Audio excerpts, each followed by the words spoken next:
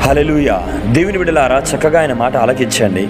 నిన్ను ఎరిగిన వారి ఎడల నీ కృపను, యథార్థ హృదయముల ఎడల నీ నీతిని ఎడతెగక నిలుపము.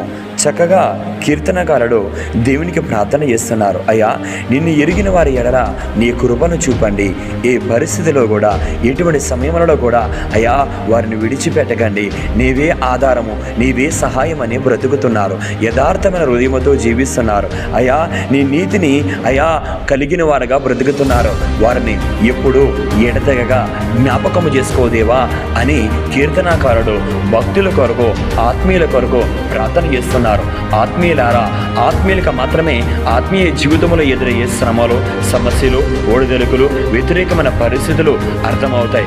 కఠినమైన పరిస్థితులలో కూడా ఆత్మీయుల పట్ల కనికరం చూపన్నదేవా అని కీర్తనాకారుడు ప్రార్థన చేస్తున్నాడు. మనము ఆయన మార్గంలో నడుద్దాం. అలాగే ప్రార్థన కలిగిన వారముగా జీవిద్దాం.